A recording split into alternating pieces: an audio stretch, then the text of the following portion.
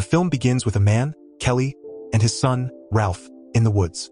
The dad says a quick prayer before the son shoots down the deer. Afterwards, they ride home in their truck as Kelly tells his son that he is proud of him for the nice shot. Afterwards, the whole family goes to the neighbors to celebrate Thanksgiving, and as preparations are going on, Anna asks her dad if she can go play outside with her friend Joy, which he agrees to, only if the big brother goes with them. As they walk, Eliza asks Ralph if he felt bad for the deer when he shot it, which Ralph counteracts by asking if she feels bad for cows when she goes to McDonald's. As they keep talking, the two little girls get to a car and start hitting on it with ice. Ralph calls them away before noticing someone is in the RV. As they walk back, we see someone watching them from inside the RV. Back in Franklin's house, the whole family enjoys Thanksgiving dinner. Afterwards, Franklin decides to entertain the family with his trumpet before Anna comes in, telling her mom to let Joy come back with them to their house and help her find her whistle. It's an emergency whistle her dad gave her, and she lost it 133 days ago. Franklin seizes the opportunity to teach them a song that will help them find the whistle, but the girls steal the show. Franklin still continues with asking and taking requests before blasting their ears with terrible music. Later, Kelly comes down to ask Ralph where his sister is, but Ralph and Eliza claim they haven't seen the girls since they finished eating. The dad decides to run back to his house to check if the girls are there. Kelly gets home, calls around, and looks in the basement and Anna's room, but they are nowhere to be found. Kelly comes back and informs the family that the girls are not at his house, causing the family to panic. Ralph tells them about the RV, and they run outside in the rain to look for the girls and the RV, but they are nowhere to be found. They run to the neighbors, knocking, but no one answers. Then we see a man sitting alone in a cafe. He eats and tries to flirt with the young girl, but she kindly turns him down and goes back to her business. Turns out he is a detective called Loki. He walks to his car and responds to the emergency of an RV matching the description. Just as the policeman pulls out of the gas station, he spots the RV parked by the corner. He decides to go check it out alongside other cops. As they approach, a mysterious man in the RV spots them. He reverses the truck before driving it straight into a tree. The detective walks into the RV and calls out to the driver. He cuffs him and drags him out, shouting at him to show them where the girls are, but he doesn't say anything before the cops take him away. Later on, the detective continues to interrogate the suspect. He claims he hasn't seen the girls and that he was just sleeping. The detective doesn't believe him. During further questioning, the suspect, by the name of Alex, tells the detective he usually parks his RV at his aunt's house, prompting the detective to investigate. Upon investigation, we learn that Alex has been living with his aunt since he was a kid and never had any bad records of getting in trouble either. The forensics also determine that there is no evidence of kidnapping the girls in the RV, which makes Alex clean. That night, Kelly and Franklin, together with some search parties, search for Anna but to no avail. The next morning, the cop visits the Franklin house, and Nancy, the wife, seems devastated and sad. At Kelly's house, the detective tries to console the mother, and it's later revealed that they all underwent a lie detector test too. Kelly comes in and talks about Alex, the boy in the RV. He asks if he was given the lie detector test, which the detective says he did, but it's not enough. Kelly loses his temper and presses the detective to do his job more, which the detective agrees to. At the car, Kelly asks the detective to keep Alex in custody at least until his daughter is found, which the detective agrees to. The cop goes through his list of known suspects, questioning them one by one. He then goes to one of the suspects on his list. He knocks at his door, but when he hears no response, he checks the window to see the man passed out on the floor. He breaks the door, but upon closer inspection, it's clear the man was just drunk and asleep. The detective takes a look around and finds a hidden door behind a fridge. Behind the door is a hole with no stairs. The detective climbs down and continues with his investigation, seeing nothing but statues, until he comes across a rotting corpse tied to a chair.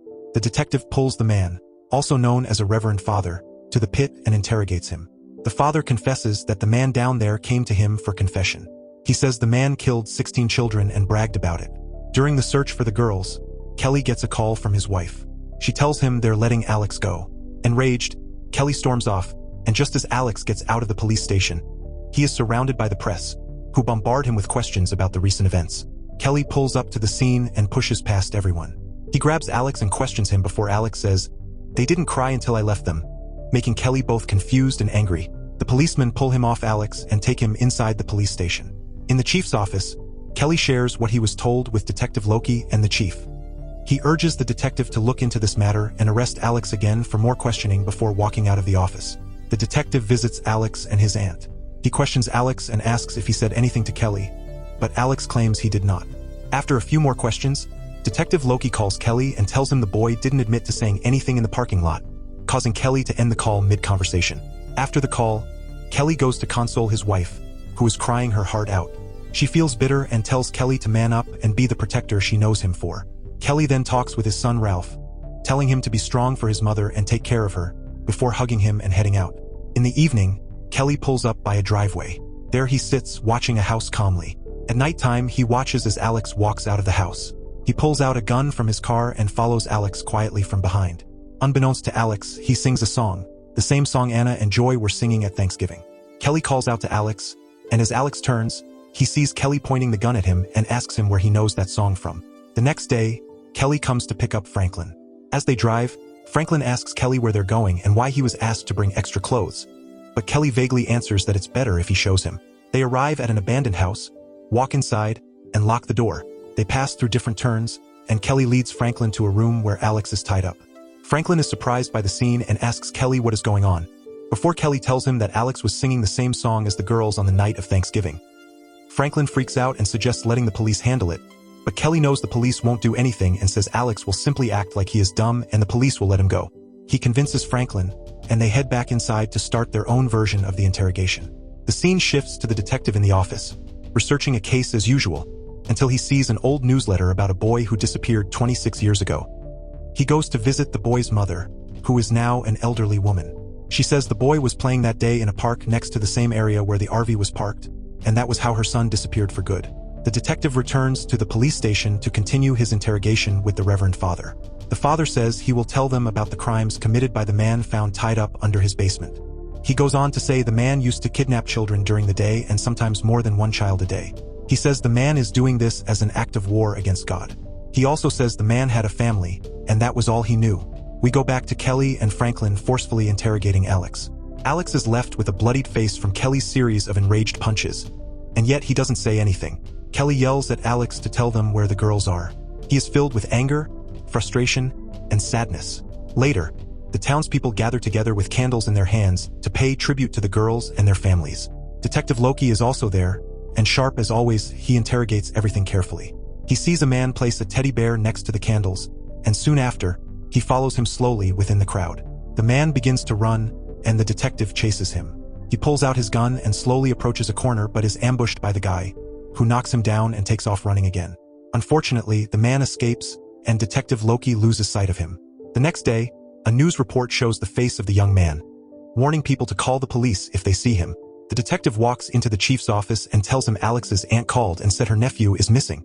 The detective asks the chief of police why Alex wasn't under surveillance, and the chief claims he thought Alex was safe. Detective Loki goes back to watching footage from his questioning with Alex to see if he can get any clue, but gets interrupted when someone tells him there is a call for him. He goes to a clothing store, where a girl says the man he was pursuing the other night came to buy things but paid with cash, bringing the detective back to a circle with no way to track the suspect. We then see Franklin and Kelly at the abandoned house again. Franklin is shaking from fear of being caught. He tries to beg Kelly to stop, but Kelly isn't giving up. When Franklin returns home, his wife confronts him and asks where he's been. Franklin is shaken up and can't hide the secrets anymore, so he tells her everything. Kelly sits in his home and hears a knock. When he opens the door, he sees Nancy and Franklin, and Nancy confronts Kelly too, prompting him to walk outside and ask if they told anyone before they came to him, but they didn't. Then Nancy says he wants to see Alex, which Kelly agrees to and takes her to see him. Alex is tied up next to the sink. His face is disfigured from the torturing and series of punches. Nancy is shocked by the sight but cries to Alex to help her find the girls.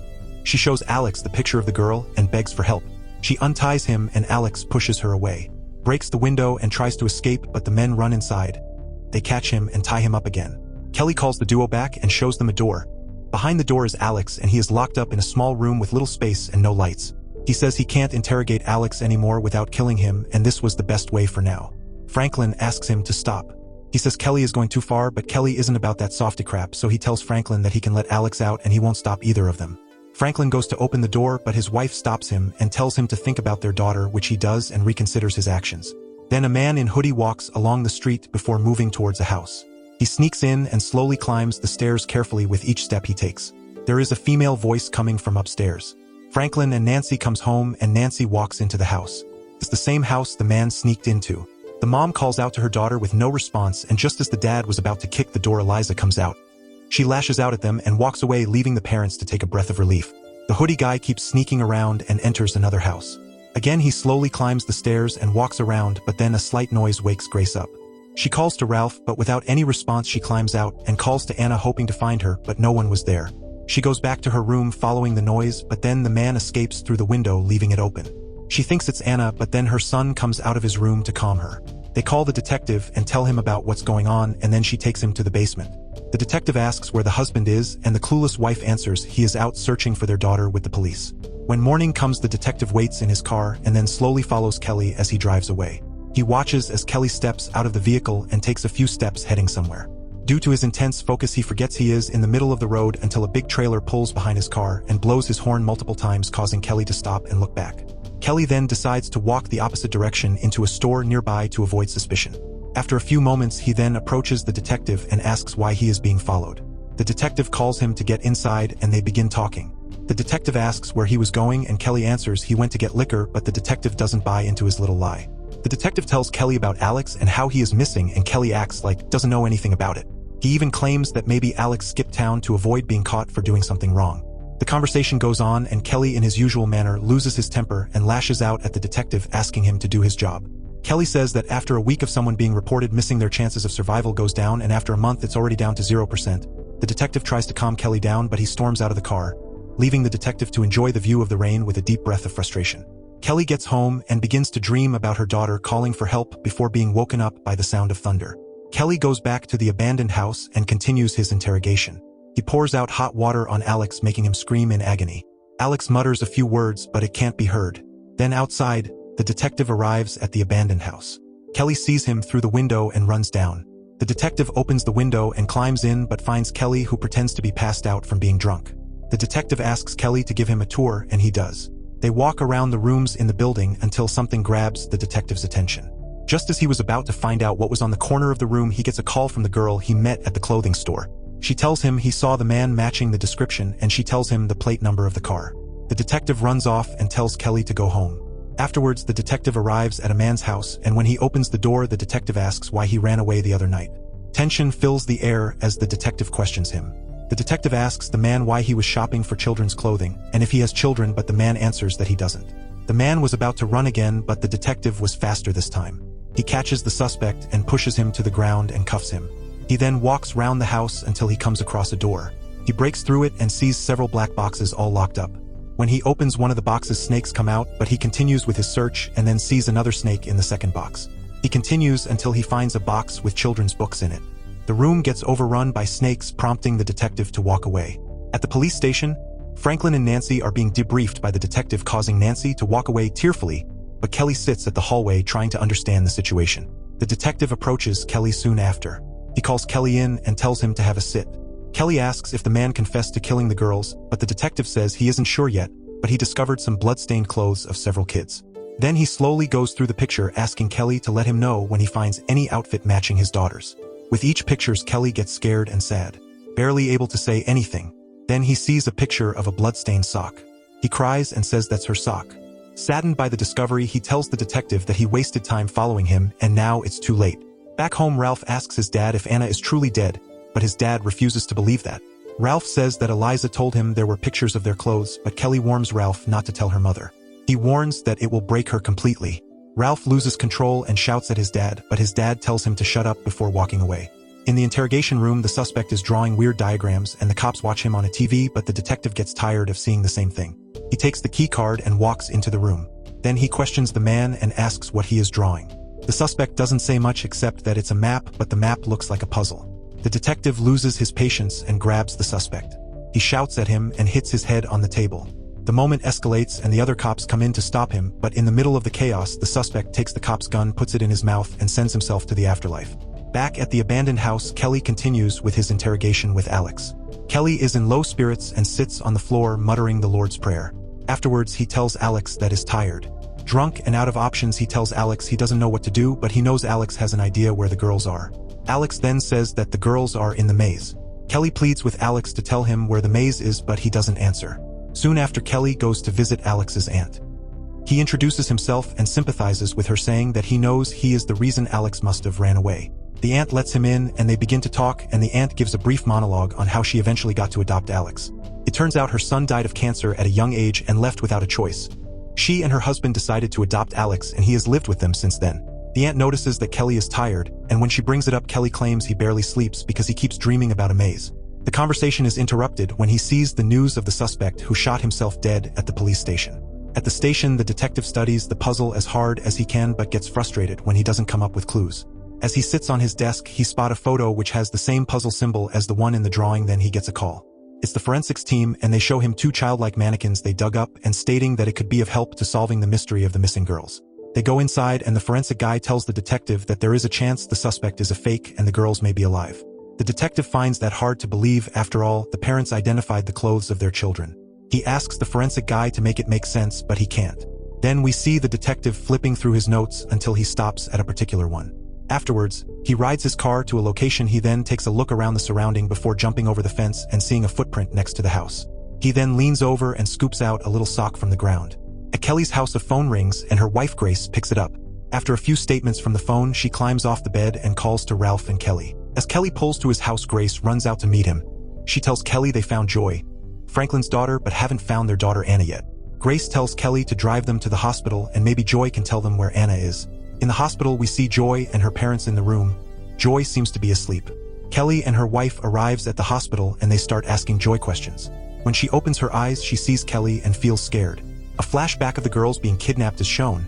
Joy and Anna lay on the floor with two plastic bottles of black liquid next to them, and just as the mysterious person walks away, the two girls try to escape, but Anna gets caught while Joy runs away.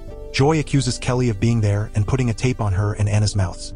Confused and outraged, Kelly walks out of the room, and when the detective sees him and calls out to him, he starts running and they pursue him. Kelly gets into his car and rides away. The detective gets in his car to track Kelly. He arrives at the abandoned house, and when he hears a cry coming from the window, he gets his guard up and slowly makes his way upstairs. The scene transitions to Kelly at Alex's house. He meets the aunt and saying he was hoping she'd let him do some penance. He is with a bag of equipments and claims he wants to offer some help and fix the door because he noticed the door needed some fixing. The lady lets him in and he watches her like a predator. As she lets him in and he settles the equipment on the kitchen counter, he tells the lady that he knows the girls were at her house. The lady pulls a gun at him and tells him to turn slowly and put his hand on his head. She orders him to pull the drawer and take out the handcuffs and cuff himself. Next, she opens the fridge and brings out the same type of plastic bottles with the same type of liquid. She tells Kelly that she doesn't plan on letting him go. She tells him to drink all the liquid.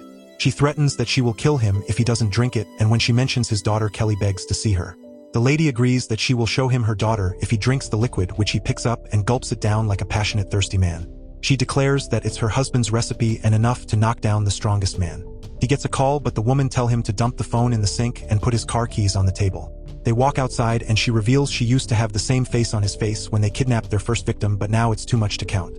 She tells him to walk to the old car in the garden. She tells him to get in the driver's seat. She says that taking children away is the war they wage with God, and it makes parents lose faith and feel helpless. She tells Kelly to start the car and back up slowly.